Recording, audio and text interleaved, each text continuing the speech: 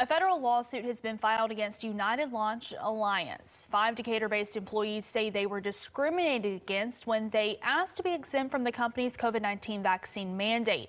The 44-page filing outlines several allegations against the aerospace manufacturing plant.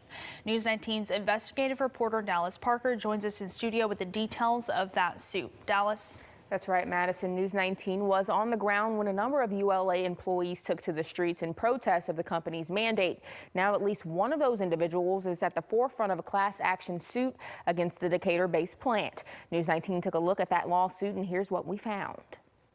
5 United Launch Alliance employees say they were faced with what they call an impossible choice: take the COVID-19 vaccine at the expense of their religious and/or health beliefs, or lose their livelihoods. In a class action lawsuit filed against ULA, the employees point to Title VII of the Civil Rights Act of 1964, which prohibits discrimination based on a number of factors, including religion.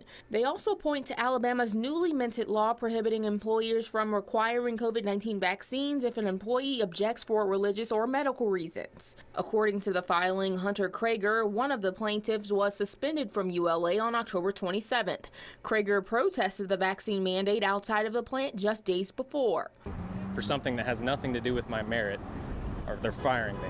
I'm a Catholic, and I don't believe in taking this vaccine. Like Krager, the other 4 plaintiffs say their religion bars them from taking a vaccine that was manufactured or tested on, quote, cell lines derived from stem cells of aborted fetuses, as all of the current available COVID-19 vaccines are, end quote. While some vaccines are, doctors at UAB Hospital in Birmingham say the COVID-19 vaccines are not manufactured using aborted fetal cells. In addition to the religious grievances, the lawsuit alleges 2 of the plaintiffs also submitted medical exemptions. Zachary Breland claims to have submitted a letter signed by his doctor stating he did not need to take the vaccine due to an underlying health condition. The suit says the company also denied that request. Sherry Main also claims her medical exemption on the basis of COVID-19 antibodies present was denied.